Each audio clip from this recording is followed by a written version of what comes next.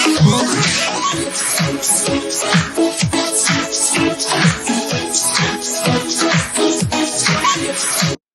my lovely people. How you guys doing? I hope you guys are doing well. Welcome to Queen Eve's community. Welcome to Queen Eve's channel. In today's video, guys, I'm going to talk to you about anti-oppressive practice, anti-discriminating practice in relating to social work.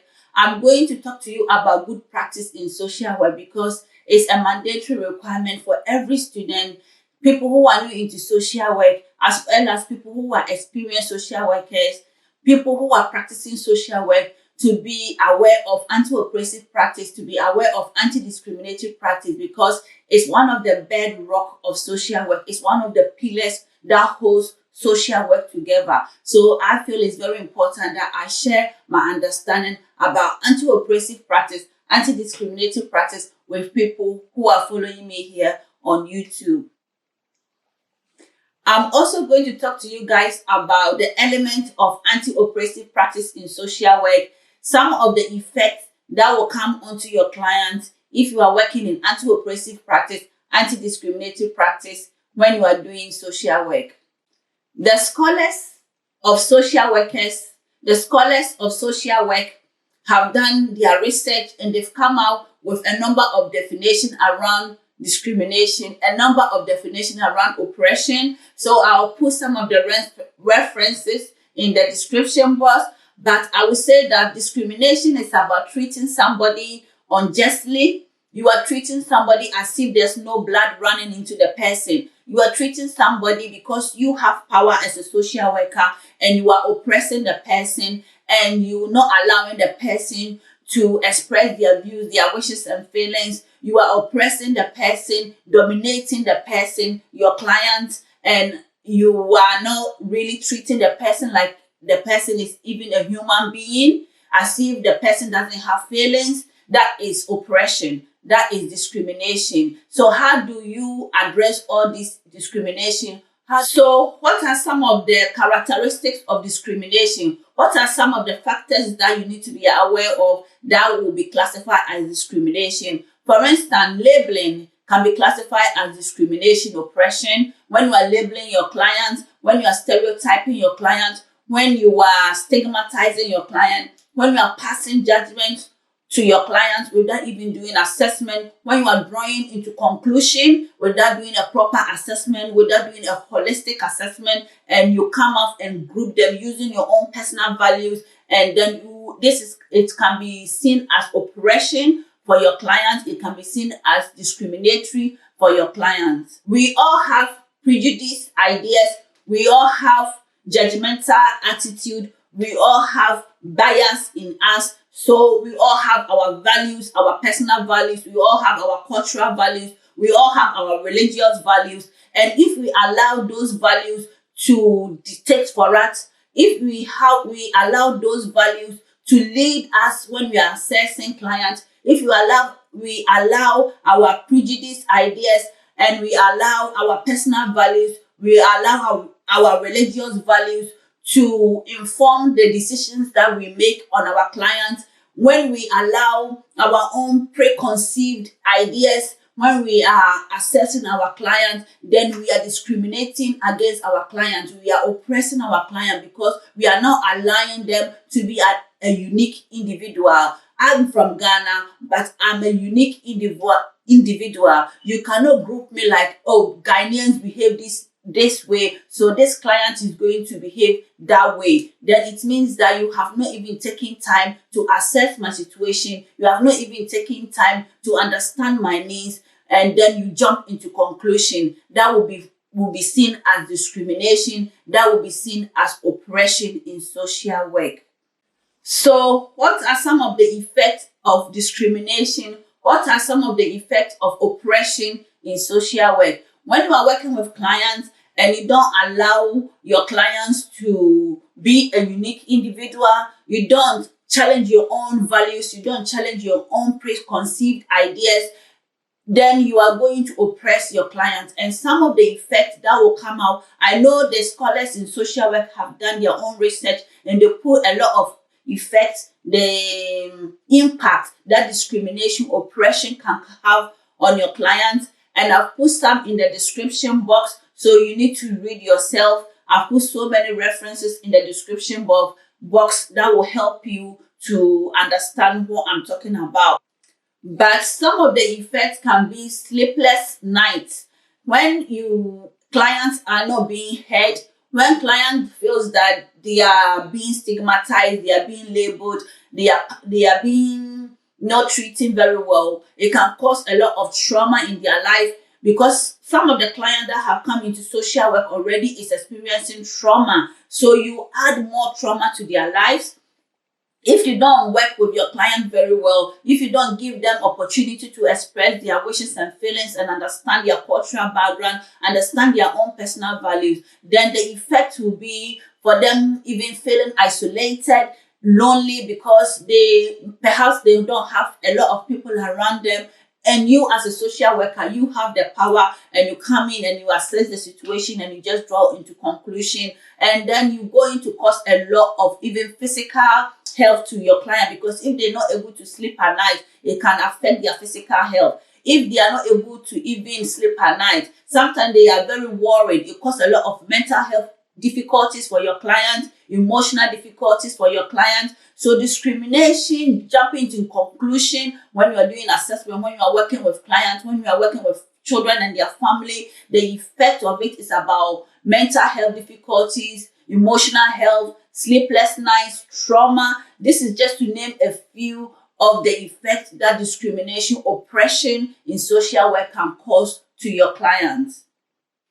There are two main forms of discrimination. We have the direct discrimination and indirect discrimination. I'm not going to go into details of all the forms of discrimination, but I know when you have time, you can read it yourself. I'll put a lot of references in the description box so you can read yourself about direct discrimination and indirect discrimination, oppression in social work.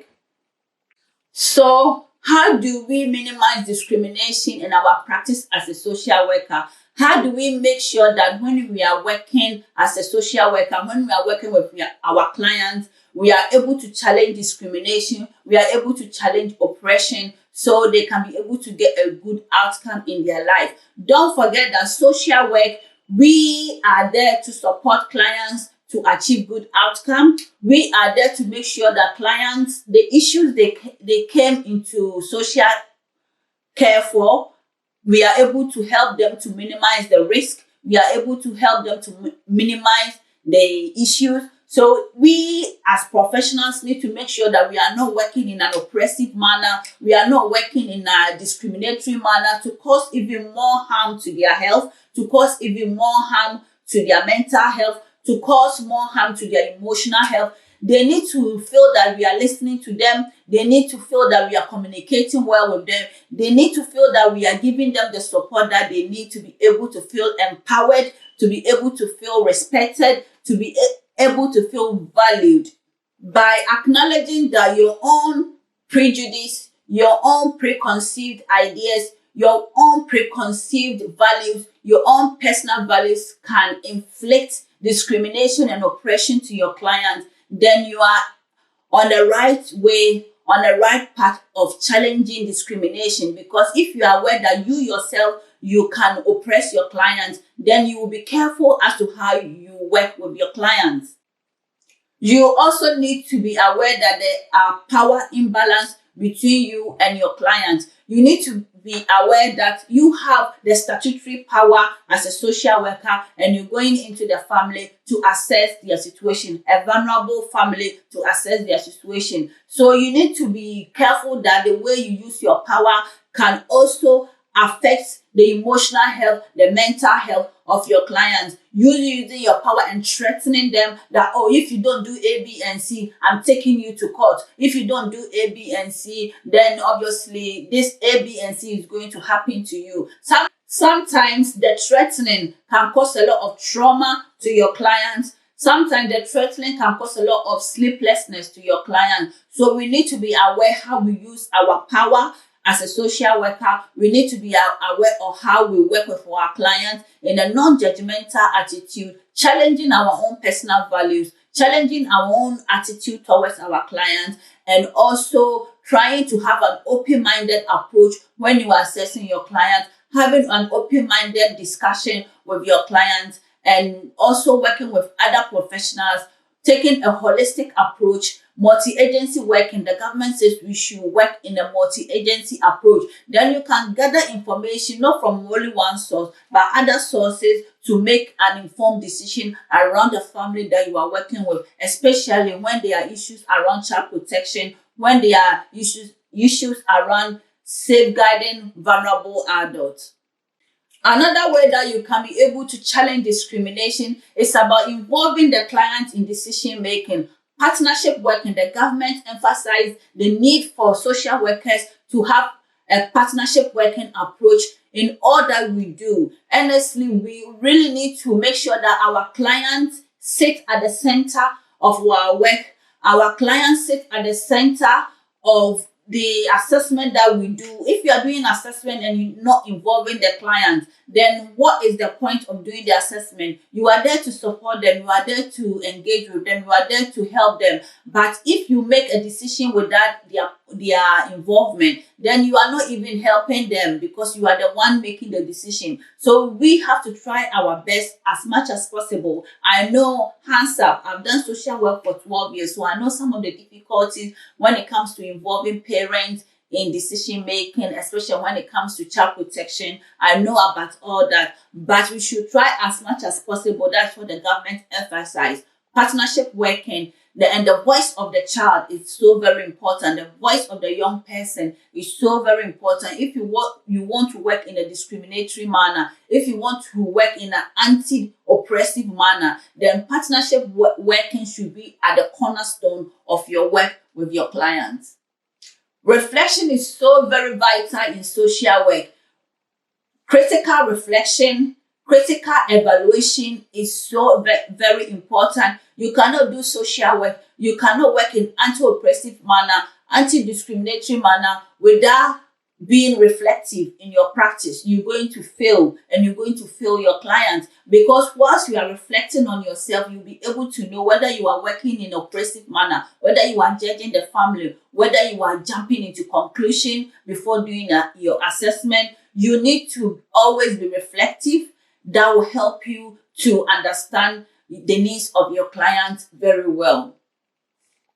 And also, you need to be able to take on supervision. Supervision is so very vital in social work. If you want to work in anti-oppressive manner, anti-discriminatory manner, then you need to be able to avail yourself for the senior managers. You need to avail yourself for peer mentoring. And supervision could be a formal supervision or informal supervision, asking questions. Because if you're a student, if you're newly qualified, if you're somebody who is new into social work, you've come to meet people who have done it already. So if you are going to do an assessment, or if you are struggling with something, the best way forward is to seek supervision, to seek advice, to seek directions. And through the directions, you'll be able to know exactly what you need to do to support the family, because people who have got experience than you have maybe gone through similar situation, and that has worked for them very well. If you're going through some difficulties, some challenges with working with your client, instead of you to jump into conclusion, then you might have to seek supervision, you might have to seek directions, you might have to get advice from the people who are more experienced than you. That will really help you out. I want to end by saying anti-oppressive practice, anti-discriminatory practice is a model that you are going to talk about, you are going to write about, you're going to discuss about when you come into social work, because it's one of the pillars, like I said, in social work. And you cannot really practice as a social worker without being aware about anti-oppressive practice and anti-discriminatory practice.